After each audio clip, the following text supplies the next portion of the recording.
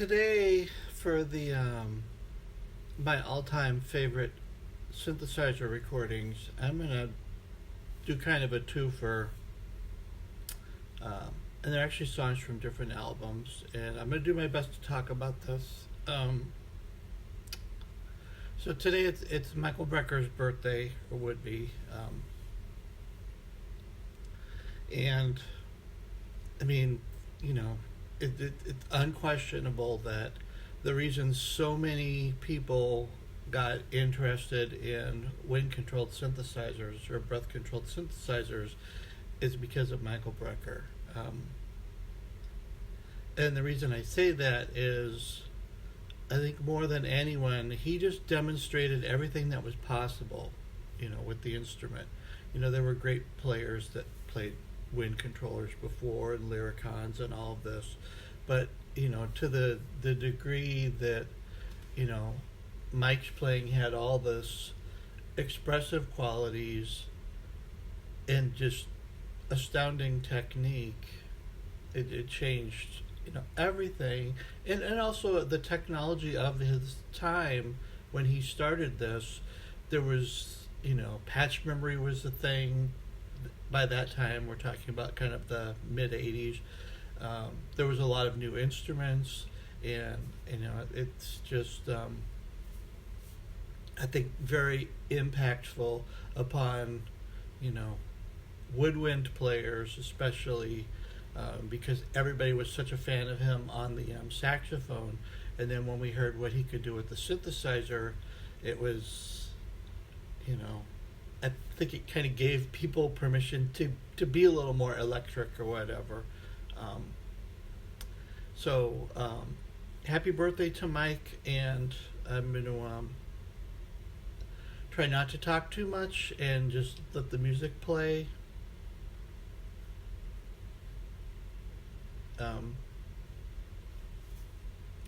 I do want to talk about, so there was an album in 1986 that came out called Steps Ahead Magnetic. I didn't even know there was a band that was called Steps Ahead, and I was in the record store and I was looking through the jazz section, as I always did, because that's what I was really into at that time. And I saw I think I saw the self-titled Steps Ahead album, which is the one that's all acoustic with Eliane Elias on piano, and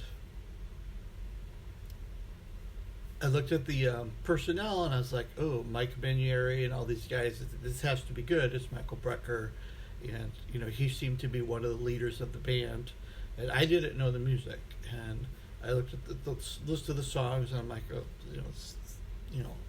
there's a song called Pools, composed by Don Grolnick. I might have known Pools at that time. I think I might have heard that from Hearts and Numbers. So it's like, okay, this is going to be good. I definitely want to buy this. And then in that same section, then I saw this album called Magnetic. It had all these electronic instruments listed on the back. It said what instruments were on the tracks like they did back then. And I was like, oh, this is cool. So like that thing that we used to do when you'd find a new artist you would get into, you would get like the most recent album, and you would get the first album, and that's what that was. So well, there was albums that were released in Japan, but they were not easy to find anywhere. I didn't know about them at that time, so I got the self-titled album and I got Magnetic. And Magnetic is the one where there was a couple opening tracks on it, and then you got deeper into it, and then you heard this next piece. I'm actually going to play a live version, so there's video of it, but then you got into this next piece.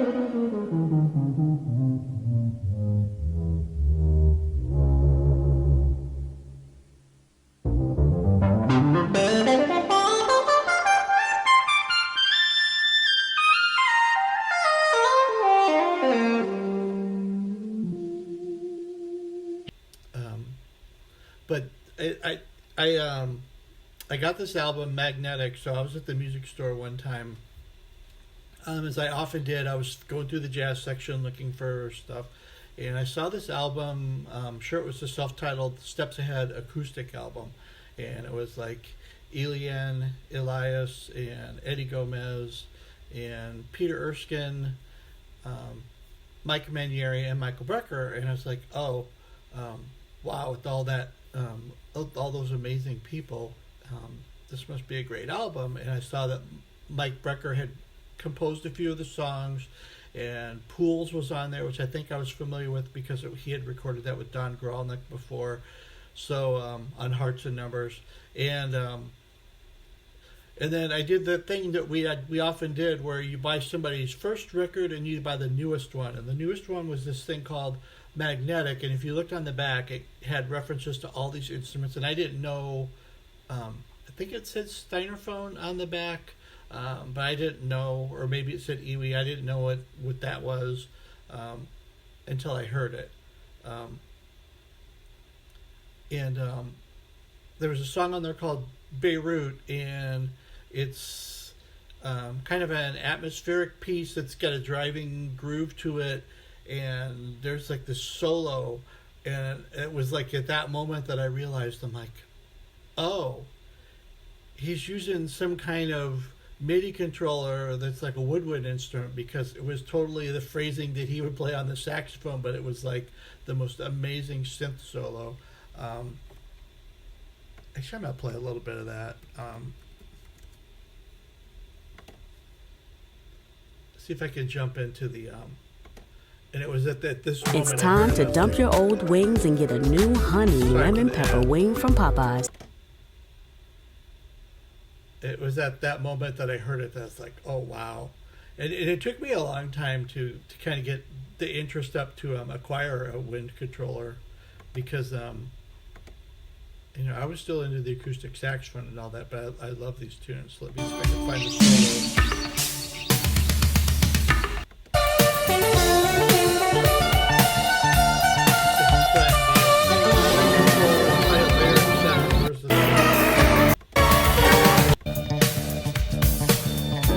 Victor Bailey on the bass.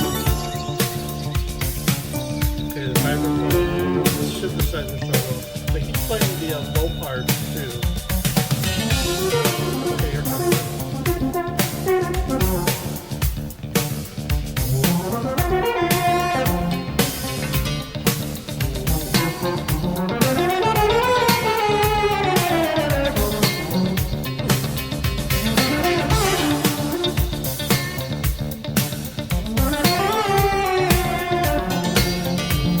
If you're familiar with this playing, you recognize those phrases. It's like things that play on the saxophone, especially there.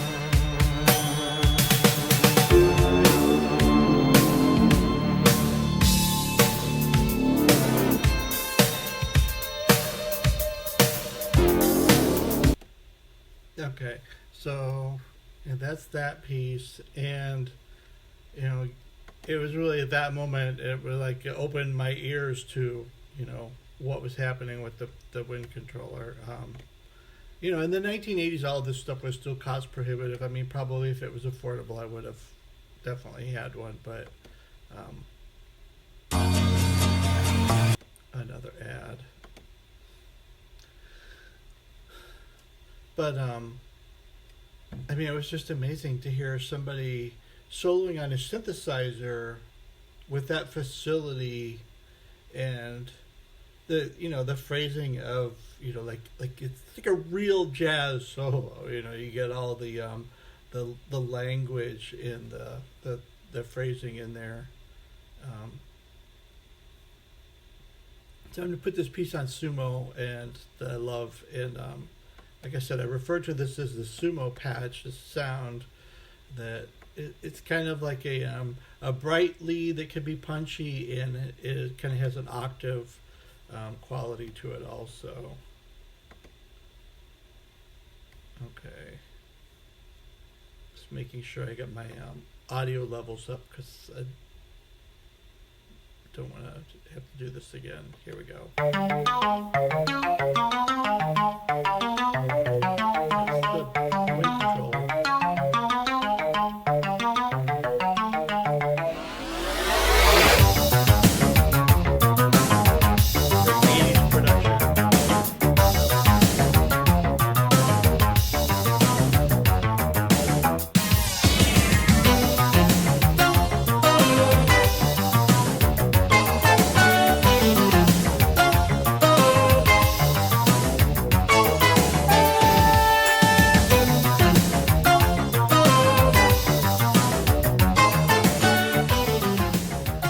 Mike's composition called Sumo.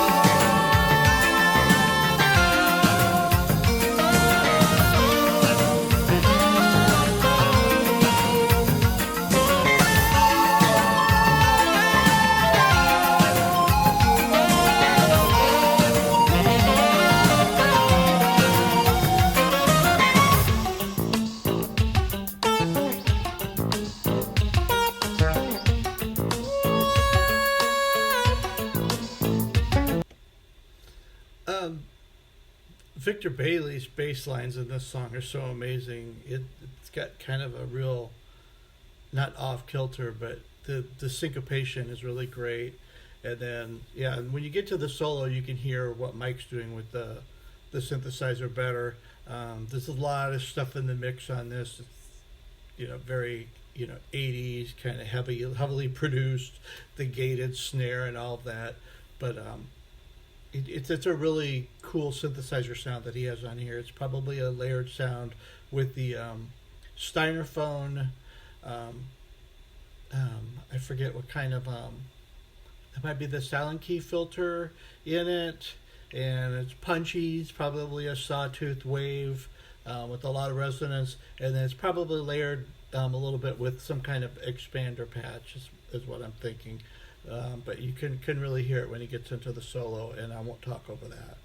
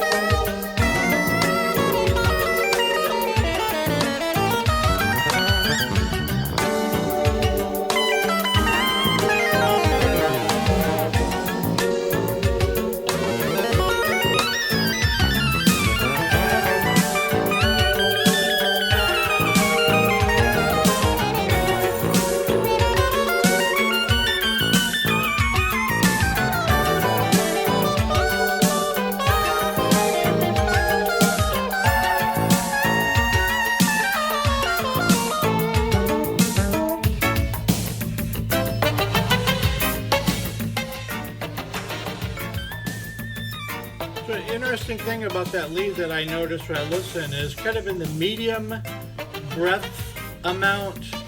You get that punchy quality, but when he leans into it more, it has more of a metallic sheen to the sound. It's a really hard patch to kind of emulate on a synthesizer. Many have tried, and I think it's because it's a layered sound. It's very complex.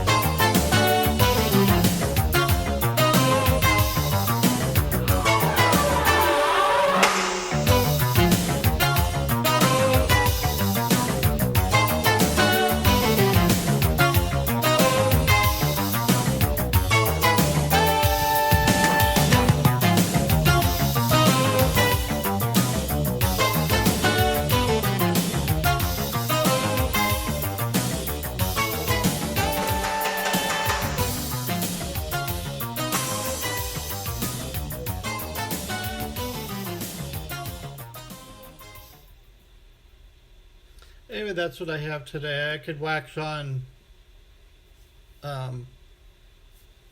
about all this stuff probably for hours, about just how much I love the way that Mike Brecker used the wind controller and all these recordings. But again, I think it